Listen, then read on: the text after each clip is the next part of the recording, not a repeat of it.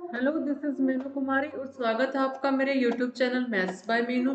तो बच्चों, आज हम करने वाले हैं अपने 10th क्लास का मैट्रिक, यानी कि आपका जो फाइनल एग्जाम जो 2024 में होने वाला है, उसके जो वायरल क्वेश्चन जो बन रहे हैं। यानी कि इस बार अपना सिलेबस जो है थोड़ा सा रिड्यूस भी हुआ है। तो नए सिलेबस के अकॉर्डिंग जो कुछ वायरल क्वेश्चन की सीरीज आपके सामने चल रही है, ये वायरल क्वेश्चन आपके फाइनल एग्जाम में आने ही आने हैं बेटा। वायरल क्वेश्चन है तो ऑब्वियसली आपके एग्जाम में आने ही आने हैं। तो उन क्वेश्चनों में से कुछ क्वेश्चंस ऐसे हैं जो आपको स्कोरिंग सब्जेक्ट, यानी कि स्कोरिंग आपके नंबर वाले, जो स्कोर करने वाले अच्छे नंबर वाले हैं, उन क्वेश्चनों को आप कर लेते हैं। तो सबसे पहले हमारे सामने इस टाइप का एक क्वेश्चन आएगा। तो क्वेश्चन में लिख देती हूँ यहाँ पर, solve the following pair of linear equation. That is linear equation मेरा क्या है, x minus Y is equal to 3 and x by 3 plus Y by 2 is equal to 6। तो ये इस टाइप का आपका क्वेश्चन पक्का आपको देखने को मिलेगा बेटा। ये क्वेश्चन आपका आएगा ही आएगा, मतलब इस टाइप का क्वेश्चन आपको मिलेगा ही मिलेगा। ठीक है, 101% है बेटा, लीनियर इक्वेशन पर आपको क्वेश्चन मिलेगा ही मिलेगा। तो ये क्वेश्चन अगर आ जाता है आपका, तो कैसे सोल्व करोगे आपको। देखो बेटा, जो ये पहली वाली इक्वेशन है x minus Y is equal to 3, ये तो आपको क्लियरली, इसको तो कुछ छेड़छाड़ इसके साथ करने की जरूरत है ही नहीं। ये थोड़ी सी गड़बड़ाई हुई इक्वेशन है, दिख रही है ना आपको, गड़बड़ाई हुई इक्वेशन है। तो यहाँ पर अगर इसको अगर इक्वेशन फर्स्ट मान लेते हैं, तो इसको इक्वेशन सेकंड बनाने के लिए पहले तो इसका एक एल्शियम ले लेते हैं। ठीक है, 3 और 2 का एल्शियम ले लेते हैं। तो ये मेरा हो जाएगा 2x plus 3y is equal to 6। अब ये 6 जो है ना, नीचे वाला 6 है, ये कुछ गड़बड़ है। ठीक है, तो इसको इधर ले आते हैं। तो मेरा क्या बन जाएगा, 2x plus 3y is equal to 36। ठीक है, ये मेरी इक्वेशन सेकंड बन गई। ये बिल्कुल ठीक ठाक इक्वेशन बन गई है। ठीक है, ये एक लीनियर इक्वेशन दिख रही है आपको, बिल्कुल ठीक ठाक इक्वेशन दिख रही है। वो पहली इक्वेशन ये वाली है, x minus Y is equal to 3। तो दोनों के दोनों ही जो इक्वेशन मेरे सामने बनकर आ रही है, ये वाली और ये वाली, बिल्कुल ही ठीक ठाक इक्वेशन बन रही है। अब इन दोनों इक्वेशन से हमें अपना क्वेश्चन सोल्व करना है। अब यहाँ पे देखो बेटा, x के आगे कोफिशिएंट 2 लग रहा है और y के आगे कोफिशिएंट 3 लग रहा है। अब मुझे इस इक्वेशन को भी कुछ ऐसा ही बनाना पड़ेगा इसके साथ रखने के लिए, तभी तो मेरी x और y की वैल्यू निकलेगी ना। तो पहली जो इक्वेशन है आपको ये लिखना है कि पहली इक्वेशन में, that is multiply multiply equation equation first by 3। अगर मैं पहली इक्वेशन को 3 से मल्टीप्लाई कर दूं, तो हमारे पास क्या आएगा, वी हैव, जो ये लिखा है ना बेटा, ऐसे का ऐसा ही लिख देना। ठीक है, अपनी तरफ से दिमाग लगा रहे हो तो ज्यादा दिमाग मत लगाना, यही लिख देना बेटा। ठीक है, इतने में आपका काम बन जाएगा। तो पहली इक्वेशन को जब हम मल्टीप्लाई करेंगे, that is 3x minus 3y is equal to 9। और सेकेंड इक्वेशन क्या है मेरी, 2x plus 3y is equal to 36। अब इसको सोल्व कर देंगे। 3y और 3y ये कैंसिल आउट हो जाएंगे। 3x प्लस 2x ये मेरा हो जाएगा 5x is equal to 36 plus 9 which is equal to 45। बिल्कुल क्लियर है आपका, 5 से क्लियर डिवाइड हो रहा है, लास्ट में 5 है ना, तो 5 से डिवाइड हो जाएगा। तो 5 बन जाए 5, सॉरी 5 9 जा 45। तो ये x की वैल्यू क्या बनकर आ गई है मेरे सामने बच्चों, x की वैल्यू जो बनकर आ रही है वो 9 बनकर आ रही है। x is equal to 9। अब इस x इज इक्वल टू 9 को अपनी इक्वेशन फर्स्ट में पुट कर देते हैं। ठीक है, आप सेकंड में भी पुट कर सकते हो, ये सोचने वाली बात नहीं है कि भाई मैं सेकंड में नहीं रख सकता इसको, सेकंड में भी पुट कर सकते हो। लेकिन आपकी फर्स्ट इक्वेशन थोड़ी आपकी सीधी सादी सी इक्वेशन लग रही है, इसलिए मैंने बोल दिया कि इसको इक्वेशन फर्स्ट में पुट कर दो। तो इक्वेशन फर्स्ट में अगर x की जगह, अब ये लिखोगे यहाँ पर line, putting the value of x in equation first we have. तो हमें क्या मिलेगा बच्चा, सीधा साधा हमें मिल जाएगा, x की जगह मुझे रख देना 9 minus Y is equal to 3 and 9 minus Y यहाँ लिख देते हैं, that is 9 minus Y is equal to 3। और यहाँ पर ये मेरा क्या आ जाएगा, minus Y is equal to 3 minus 9 and minus Y is equal to minus of 6। Minus से minus cancel out, that is Y is equal to 6। Y की वैल्यू 6 है मेरी, तो यहाँ पर आप आगे लिख दोगे। आप अब मैंने यहाँ पर ऐसे लिखा है तो आप भी ऐसे ऐसे मत लिख देना बेटा, इसके साथ साथ यहाँ पर ये ऊपर मत लिख देना। आपके पास पूरी शीट है, उसको अच्छे से फिलअप करना, ठीक है, तो उसको आगे ही लिखना है आपको। तो यहाँ पर ऐसे लिखोगे, hence x is equal to 9 and y is equal to क्या आया, y हमारा 6। ये हमारा बनकर आया है x is equal to 9 and y is equal to 6, ठीक है। ये इस इक्वेशन को, जो ये आपके सामने कैसी इक्वेशन थी, लीनियर इक्वेशन, इसको सोल्व करना है बच्चा। देखो इस क्वेश्चन में मेन बात क्या थी, मेन बात क्या थी बेटा इस क्वेश्चन में, पहले जो हमारे सामने ये बनकर आ रहा है, क्या बनकर आ रहा है, ये जो इक्वेशन थी ना, x minus Y is equal to 3, ये हमारी सीधी सादी इक्वेशन थी, हमें दिमाग लगाना पड़ा इसमें, ठीक है। अब इस इक्वेशन को देखकर बच्चा घबरा जाता है कि भाई ये कैसे सोल्व करना है, तो बेटा ये आपको आना चाहिए। आपको जब ऐसी इक्वेशन मिल रही है तो आप एलसीएम लेके इसको सोल्व कर सकते हो, मुश्किल नहीं है, घबराना नहीं है, ठीक है। बहुत ही आसान क्वेश्चन है आपका, और इजी तरीके से अच्छे अच्छे स्टेप बाय स्टेप क्वेश्चन को आपको करते जाना है, कोई दिक्कत वाली बात नहीं, ठीक है। अगला क्वेश्चन देखते हैं हम, अगला क्वेश्चन ये आपके सामने, तो ये ही बहुत ही अच्छा क्वेश्चन है भाई। A vertical pole of length 6 metre cast a shadow 4 metre long on the ground at the same time, ठीक है। यहाँ पर हमें at the same time tower cost a shadow 28 metre long, find the height of the tower, हमें height of the tower निकालनी है। तो यहाँ पर बच्चों हम क्या करेंगे, यहाँ पर सबसे पहले हम एक वो बना लेते हैं, अपने रफली जो डायग्राम होता है ना वो बना लेते हैं, समथिंग कुछ कैसा बनेगा। तो यहाँ पर देखो मैं एक बना लेती हूँ पहले, कि आपको रफली तो दिख रहा है लेकिन फाइनल एग्जाम में इसको बनाना पड़ेगा। तो इसको मैं कुछ नाम दे देती हूँ, एम एन पी, ठीक है। तो यहाँ पर दो फिगर बनेंगे आपके, ठीक है। एक और बना लेते हैं छोटा छोटा सा, समथिंग लाइक दैट, इसको बना लेते हैं ए बी सी, ये हमारा बना लेते हैं अपना ए बी सी, ठीक है। अब यहाँ पर जो इसने बोला है, a vertical pole of length 6 metre cost a shadow,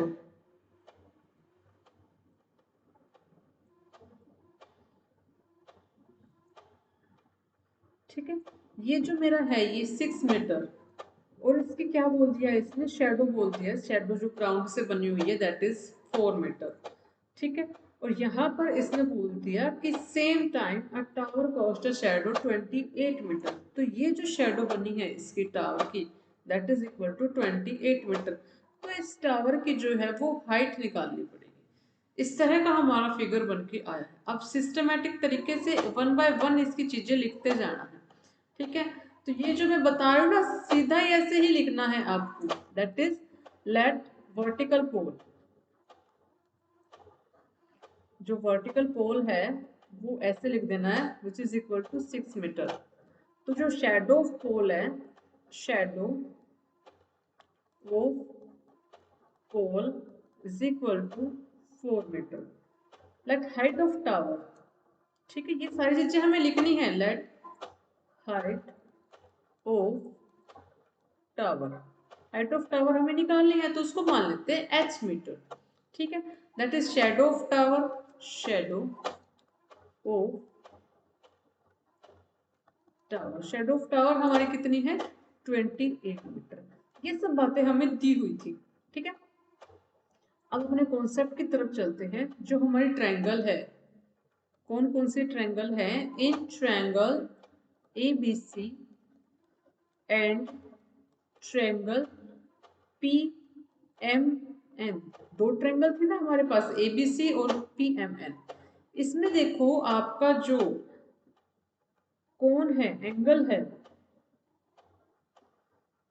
यानी कि हमारा जो एंगल सी है वो एंगल एन के इक्वल है। क्यों? क्योंकि जो हमारा जो सेम टाइम पर ये वाले एंगल बन रहे हैं, इंक्लाइन एंगल बन रहे हैं ये हमारे सेम टाइम पर, ठीक है। एंगल बी जो है वो is equal to angle M है। क्यों? क्योंकि ये हमारे दोनों के दोनों कैसे एंगल है, 90 डिग्री के एंगल है हमारे। ठीक है, अब जो ये ट्रायंगल है, ट्रायंगल दोनों के दोनों जो ए बी सी कॉन्ग्रेंस हो जाएगी ट्रायंगल पी एम एन, दोनों के इक्वल हो जाएगी।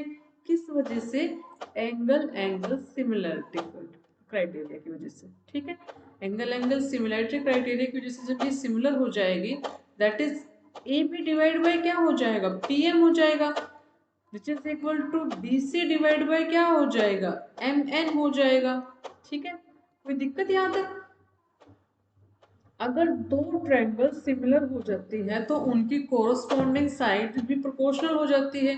ठीक है, तो यहाँ पर ए बी की वैल्यू कितनी है, 6, इसकी वैल्यू h है। यहाँ पर ये 4 है, इसकी वैल्यू कितनी है, 28। यहाँ तक कोई दिक्कत? हमने सभी की वैल्यू बस पुटअप की है यहाँ पर। ठीक है, अब हमें यहाँ से h की वैल्यू निकालनी, that is 4h is equal to 6 multiply में 28 and h is equal to 6 multiply में 28 डिवाइड बाय 4। 4 7 जा 28, दैट इज 6 7 जा 42। तो जो हमारी हाइट ऑफ टावर है वो कितनी आ जाएगी, 42 मीटर। समझ में आया बच्चा? स्टेप बाय स्टेप, एक एक स्टेप को ऐसे आराम आराम से लिखना है, बिल्कुल ही इजी है। ऐसे आपको करते जाना है इस क्वेश्चन को। ठीक है, मुश्किल नहीं है, बहुत ही आसान है।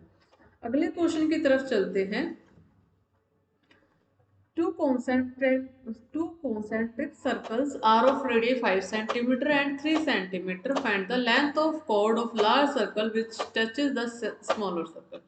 chord हमें निकालनी है। तो कॉन्सेंट्रिक सर्कल मतलब एक के अंदर दूसरा बना हुआ।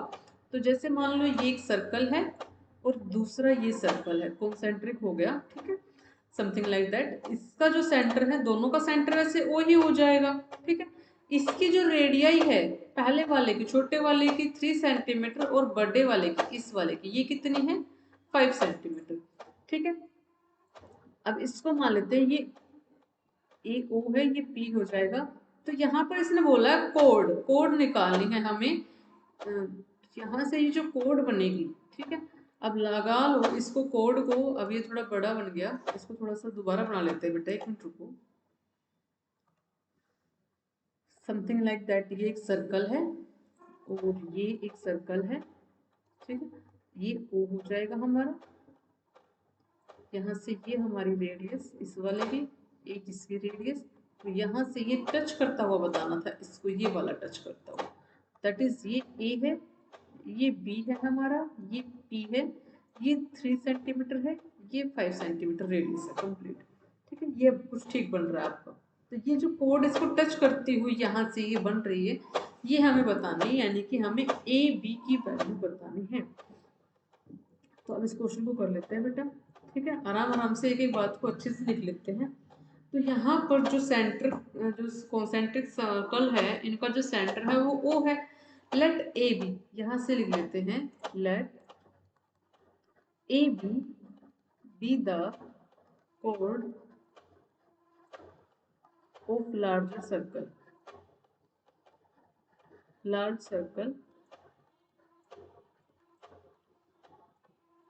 which touches smaller circle। Okay, ये हमारा लार्जर सर्कल जो है स्मॉलर सर्कल को टच कर रहा है एट पॉइंट पी पॉइंट पर।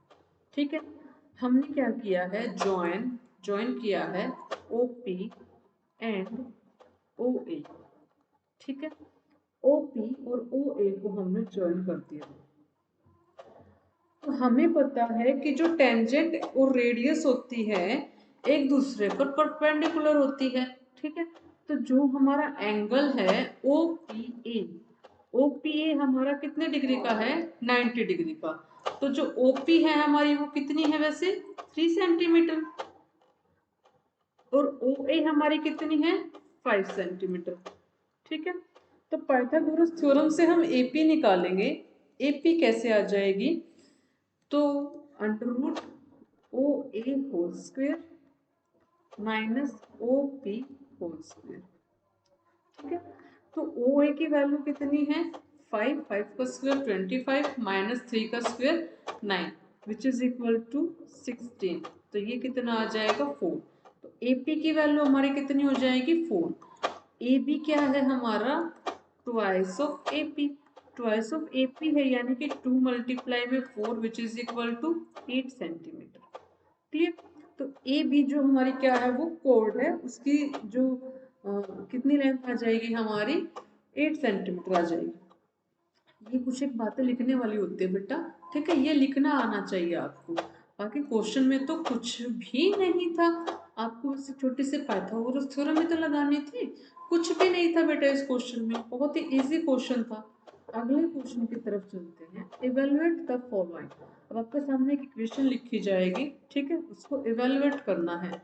ठीक है बेटा, टाइपिंग में है ना वो इक्वेशन लिखी नहीं आ रही थी, इसलिए मैंने इस तरीके से आपको छोड़ दिया। तो इक्वेशन क्या है आपकी, जैसे 5 cos square 60 degree plus 4 second square 30 degree minus tangent square 45 degree divide by sine square 30 degree plus cos square 30 degree. ये है क्वेश्चन भाई, ठीक है, ये क्वेश्चन करना आना चाहिए। इस तरह के क्वेश्चन आएंगे आपके, कुछ ज्यादा हाई लेवल के क्वेश्चन नहीं आने वाले, ये बढ़िया लेवल के क्वेश्चन है बेटा। अब आपको पता है कि कोस 60 कितना होता है, आपको वो टेबल पता होनी चाहिए साइन कोस टेंजेंट वाली, ठीक है, वो अगर याद है तो ये क्वेश्चन बहुत ही इजी तरीके से हो जाएगा। तो 5 मल्टीप्लाई में 1/2 का होल स्क्वायर प्लस में सेकेंड 30 डिग्री 2/√2 √3, तो 4 2/√3 होल स्क्वायर माइनस टेंजेंट 45 तो 1 ही होता है, that is 1 square divide by sine 30 degree कितना होता है 1/2 होता है ना, तो 1/2 होल स्क्वायर प्लस में कोस 30 डिग्री कितना होता है √3/2 स्क्वायर है तो स्क्वायर। ठीक है, अगले आगे चलते हैं हम इस क्वेश्चन में। आगे क्या दिया हुआ है देखो, 5 मल्टीप्लाई में 1/4 हो जाएगा ये, दैट इज 5/4। क्लियर, प्लस में ये इसका स्क्वायर हट जाएगा तो नीचे ये अंडर रूट कट जाएगा, ऊपर हमारा 2 2 4 हो जाएगा, दैट इज 4 मल्टीप्लाई में 4/√3 माइनस में 1। ठीक है, डिवाइड बाय 1/4 प्लस में 3/4। यहाँ तक कोई दिक्कत नहीं, बिल्कुल ही आसान था, यहाँ तक कोई दिक्कत नहीं होनी चाहिए। ठीक है, अब यहाँ पर देखो ये 4 मल्टीप्लाई में 4 है तो 4 4 जो 16 लिख सकते हैं यहाँ पर सीधा ही। ठीक है, तो 4 4 जो 16 हो जाएगा, ये यहाँ पर ये 16 लिख दिया। क्लियर, अब ये 4 4 जो 16 है, इसको आगे सोल्व कर लेते हैं।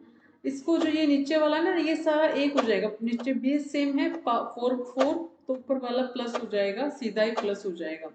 ठीक है, यहाँ पर ये ऐसे है मतलब something 4 1 plus 3 which is equal to 4/4, ये हमारा 1 ही हो जाएगा। ठीक है, ऊपर हमारा क्या है, ऊपर हमारा जो ये इसको सोल्व करते हैं, यहाँ पर ये √3 नहीं होना था भाई, 3 होना था, क्योंकि देखो ये रूट तो कट गया था ना, ये रूट से हमारा ये कट चुका है अंडर रूट, ये 3 बचना है। अब ये सीधा हमारा एलसीएम में आ रहा है, देखो 4 3 12, तो यहाँ पर ये एलसीएम लिया 12, that is equal to 5 3 15 plus ये कितना हो जाएगा 4 16 4 64 minus 12 which is equal to, इसको सोल्व करते हैं तो ये मेरा कितना आ जाएगा 67/12, 67/12 यानी कि 5:7/12, 12 5 से 60 7/12। ठीक है, ये मेरा आंसर है। कुछ मुश्किल था भाई इसमें, बिल्कुल भी मुश्किल नहीं था, बस आपको वैल्यू का पता होना चाहिए कि क्या वैल्यू दे रखी है इसके अंदर। ठीक है, यहाँ तक कोई दिक्कत भाई, बिल्कुल ही आसान क्वेश्चन था। अगले क्वेश्चन की तरफ चलते हैं। अ कोड ऑफ सर्कल, अब आप देख रहे हो सर्कल से रिलेटेड यहाँ पर बहुत से क्वेश्चन आ रहे हैं, तो आपको सर्कल वाला चैप्टर भी बहुत ही इंपॉर्टेंट है भाई। ठीक है, बहुत ही इंपॉर्टेंट चैप्टर है, और ये वाला क्वेश्चन तो बहुत जबरदस्त क्वेश्चन है, इस क्वेश्चन को कर लिया तो भाई तुम जीनियस हो जाओगे, इस टाइप के क्वेश्चन आप सीख जाओगे तो। ठीक है, a code of circle of radius 15 centimetre stand on an angle of 60, ठीक है, 60 डिग्री, यहाँ पर डिग्री नहीं लगा, 60 degree at the centre find the areas of corresponding minor and major segment of the circle. Minor segment और major segment निकालना है। तो सबसे पहले इसका छोटा सा एक फिगर बना लेते हैं। ये एक सर्कल है, ठीक है। अब इसने कहा इसकी जो रेडियस है वो 15 सेंटीमीटर, तो ये 15 सेंटीमीटर इसकी रेडियस हो जाएगी, ठीक है। 60 डिग्री का एंगल बना रहा है इसकी रेडियस के ऊपर, तो कोड से जो रेडियस बन रही है इसकी कोड है, और ये रेडियस जो टच कर रही है यहाँ पर ये 60 डिग्री का एंगल बना, तो ये भी 15, ये भी 15, ठीक है। इसको ए बी और सेंटर हमारा O, ठीक है भाई। अब रेडियस ऑफ सर्कल कितनी है, 15 सेंटीमीटर, सेंट्रल एंगल कितना है, 60 डिग्री, जो हमारा OA is equal to OP है वो कितनी है हमारी, 15 सेंटीमीटर। अब देखो ये जो बात मैंने बोली है ना वो सारी आपको लिखनी है। यहाँ पर क्या है, यहाँ पर OA is equal to OB is equal to 15 centimetre. OA is equal to OB है तो इसका मतलब angle A is equal to angle B। क्यों, angle opposite to the equal side are equal, जो इक्वल साइड्स पर होते हैं उसके अपोजिट एंगल्स जो बनते हैं वो हमारे इक्वल होते हैं, एक दूसरे के अपोजिट होते हैं, वो इक्वल होते हैं इक्वल साइड्स के, ठीक है। तो अब ये दोनों इक्वल हो जाएंगे, एक हमें 60 डिग्री का दिया हुआ, तो इस ट्रायंगल में angle A plus angle B plus angle O जो है हमारा कितना है, 180 डिग्री। ये दोनों तो सेम ही है, that is twice of angle A plus 60 degree is equal to 180 degree. कुछ दिक्कत भाई, ठीक है। अब ये twice of angle A is equal to कितना हो जाएगा, 180 में से 60 माइनस कर दे which is equal to 60 degree, कोई दिक्कत नहीं है। तो एंगल A मेरा कितना आ जाएगा, 2 से डिवाइड हो जाएगा, 2 6 12 यानी कि 60 डिग्री। और एंगल A ही हमारा किसके इक्वल है, एंगल B के इक्वल है, तो तीनों ही एंगल मेरे 60 डिग्री आ जाते हैं। तो जो ट्रायंगल है मेरी OAB, जो मेरी ट्रायंगल है OAB, वो मेरी कैसे ट्रायंगल हो जाती है, इक्विलेटरल ट्रायंगल। इक्विलेटरल ट्रायंगल हो जाती है बच्चा। तो इक्विलेटरल ट्रायंगल में यहाँ पर हमारा हमें क्या निकालना है, माइनर मेजर सेक्टर निकालने हैं, हमारे सेगमेंट निकालने हैं। तो वो कैसे निकलेंगे, पहले हमारे area of minor segment is equal to area of, लिख देते हैं आप, area of minor segment is equal to area of minor segment minus area of equilateral triangle, ठीक है। ऐसे कुछ हो जाएगा, ऐसे कुछ हो जाएगा ना भैया हमारा। तो यहाँ पर इसको करते हैं आगे, इसमें पुटअप कर देते हैं, एक मिनट इसको थोड़ा बड़ा कर लेते हैं।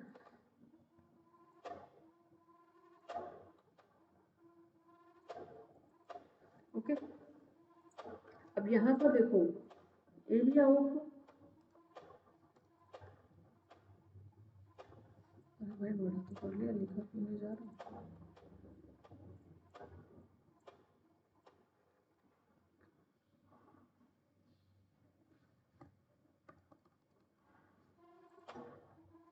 चलो ऐसे ही कर लेते, ये लिखा नहीं जा रहा भाई, ऐसे ही कुछ करते हैं। तो देखो अब इसमें करते हैं एरिया ऑफ माइनर सेगमेंट, तो ये कितना होता है, इसका फॉर्मूला क्या होता है, pi r square theta by 360 degree minus area of equilateral triangle क्या होता है, √3/4 ए स्क्वेयर, ए स्क्वेयर मतलब साइड का स्क्वेयर, ठीक है। यहाँ पर कर लेते हैं इसको आगे। तो यहाँ पर पाई आर स्क्वेयर, पाई की वैल्यू हमें कितनी लेनी है, 3.14 which is equal to 3.14 R square, R square यानी कि 15, 15 का स्क्वेयर कितना होता है, चलो 15 मल्टीप्लाई 15 ही कर लेते हैं, 15 मल्टीप्लाई 50, 60 डिग्री हमारा थीटा है, डिवाइड बाय हमारा टोटल कितना है 360 डिग्री, माइनस में √3 की वैल्यू कितनी होती है 1.73, डिवाइड बाय 4, मल्टीप्लाई में साइड्स की वैल्यू कितनी है 15 मल्टीप्लाई 50, 15। अब यहाँ पर आप देख रहे हो 15 15 यहाँ पर कुछ कॉमन आ रहा है, दैट इज इक्वल टू 225 हमारा कॉमन आ रहा है।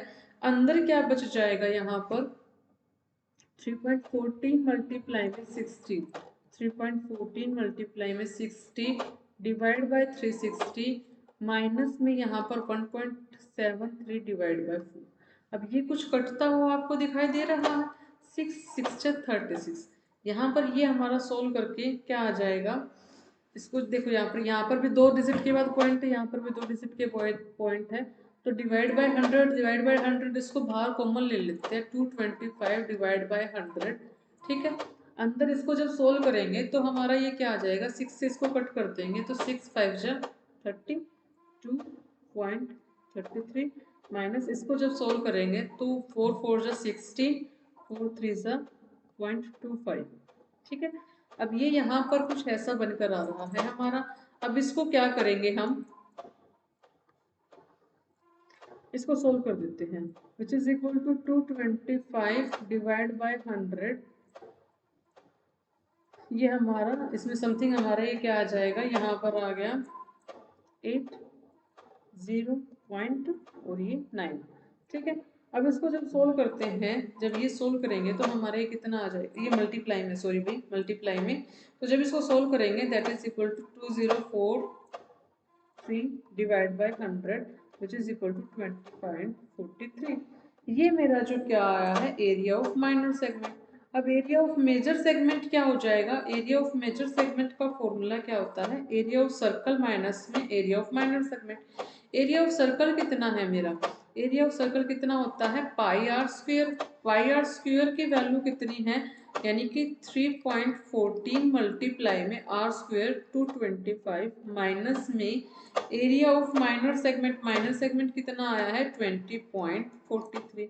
ठीक है, ये मेरा क्या है, एरिया ऑफ मेजर सेगमेंट।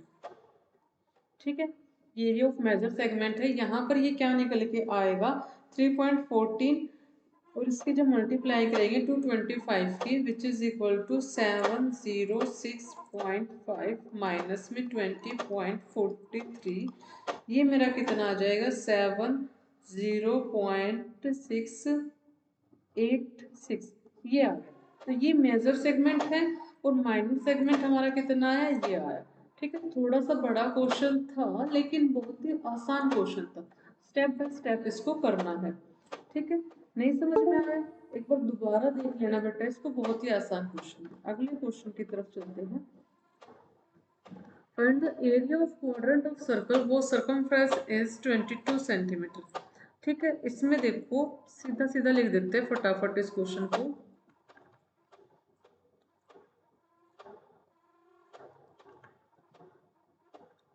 ठीक है, इसमें कर देते हैं भाई, यहाँ पर लिख देते हैं सर्कमफ्रेंस ऑफ सर्कल कितनी दी हुई है 22 सेंटीमीटर।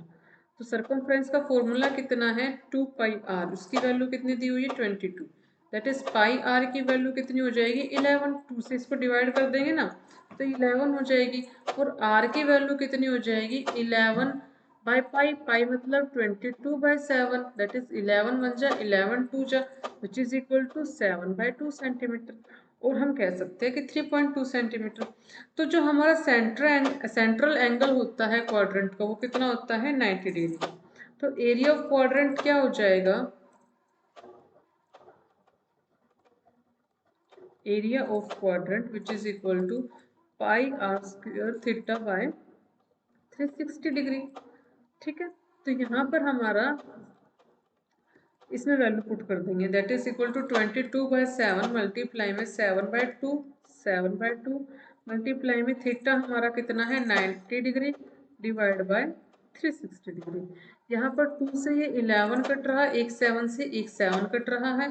ठीक है, अब यहाँ पर इसको देखेंगे तो ये मेरा कितना आ रहा है, और कुछ कट रहा है 2 से ये हमारा 45 भी कट रहा है।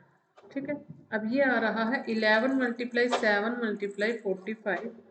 ठीक, और डिवाइड बाय ये ऊपर जाके, ये ऊपर जाके ऐसे हो जाएगा तो ये डिवाइड बाय 360 डिग्री। अब ये भी कुछ कट रहा है हमारा। ठीक है, ये 3 से कट रहा है, 3 1 जा 3 5 जा 3 1 2 0 5 3 जा 5 4 जा ऐसा समथिंग कट रहा। ठीक है, 5 3 15, 5 4। ठीक है, अब यहाँ पर जो आ रहा है 11 7 जो 77 मल्टीप्लाई में 3/40, इसको आप सोल्व करोगे तो जो आपका आंसर आएगा ना बेटा वो आपका एरिया ऑफ क्वाड्रेंट आ जाएगा। ठीक है, ऐसे आपको इस क्वेश्चन को सोल्व करना है, बहुत ही सिंपल था, इसी तरीका था। अगला क्वेश्चन जो है, prove that √3 is an irrational number. हमें ये बताना है कि जो √3 है वो हमारा क्या है, इरेशनल नंबर है। तो सबसे पहले बच्चा, सबसे पहले क्या है कि let us assume that, assume to the contrary that √3 is a rational number, rational. ठीक है, तो ये हम मान लेते हैं कि जो √3 है वो हमारा क्या है, एक रैशनल नंबर है। So we can find that r and s which is not equal to 0 such that √3 is equal to r by s। ठीक है, अब हम ऐसा कुछ मान लेते हैं कि इंटीजर मान लिए r और s, तो यहाँ पर √3 क्या हो जाएगा, r by s। Let r and s have a common factor other than 1, then we divide the common factor।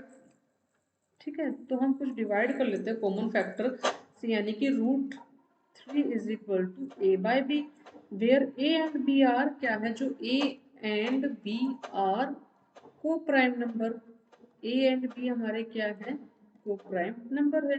तो यानी कि जो √3 है हमारा, 3b जो हमारा किसके इक्वल हो जाएगा, a के इक्वल हो जाएगा। तो यहाँ पर squaring both side and rearranging we have 3b square is equal to A square, यानी कि इसका स्क्वायर करेंगे तो 3b square is equal to A square, यानी कि 3 डिवाइड्स ए स्क्वायर, यानी कि 3 डिवाइड्स, अगर ए स्क्वायर को डिवाइड कर रहा है 3 तो ए को भी डिवाइड कर रहा है। ठीक है, अगर वो ए स्क्वायर को डिवाइड कर रहा है तो ए को भी डिवाइड कर रहा है। We can write that A is equal to 3c for some integer c। Put the value of A, we have 3b square is equal to 9c square. ठीक है, यानी कि b स्क्वायर डिवाइड हमारा 3c square, b square जो हमारा किसके equal है, 3c square के। अब जब b स्क्वायर 3c स्क्वायर के इक्वल हो जाता है, उसका मतलब क्या है कि जो 3 डिवाइड्स है वो b square and so 3 divides b। अगर वो b स्क्वायर को डिवाइड कर रहा है तो b को भी डिवाइड कर रहा है।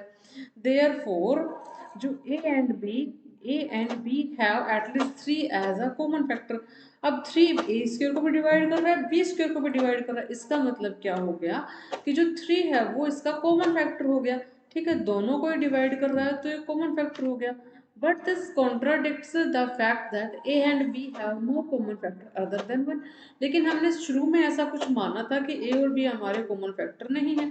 ठीक है, एक के अलावा कोई कॉमन फैक्टर नहीं है, तो ये हमारी contradiction has arisen because we have incorrect assumption that जो √3 है इज रैशनल। ठीक है, तो ये हम गलत लेके चले थे कि रैशनल नंबर है, लेकिन √3 हमारा क्या है, इरेशनल नंबर है। ये जो बात हम रैशनल नंबर लेके चले थे, इस बात से ये बात हमारी गलत साबित होगी, क्योंकि √3 जो हमारा क्या है, एक रैशनल इरेशनल नंबर है। ठीक है, तो ये हमारा क्वेश्चन इस टाइप, ये क्वेश्चन में बेटा आपका पक्का आना ही आना है, रूट वाला क्वेश्चन आपको पक्का ही आना है कि रैशनल नंबर है या नहीं है, एक क्वेश्चन ऐसा आएगा ही आएगा।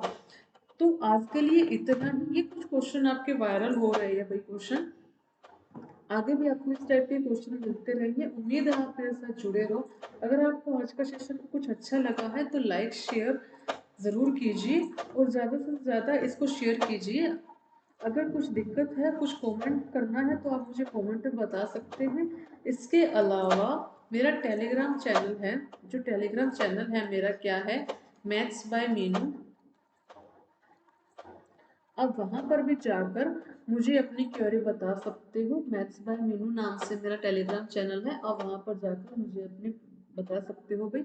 अगर आपको आपको जूम क्लासेस लेनी है या गूगल मीट पर क्लास लेनी है अलग से, तो वो भी आप यहाँ से ले सकते हो। ठीक है, अगर आपको सेशन अच्छा लग रहा है, अगर आप सेपरेट क्लास लेना चाहते हैं तो वो भी आप ले सकते हैं, मुझे टेलीग्राम पर बता सकते हो। ठीक है, तो आज के लिए इतना ही। उम्मीद है आपको ये क्लासेस अच्छी लगी होगी। Thank you.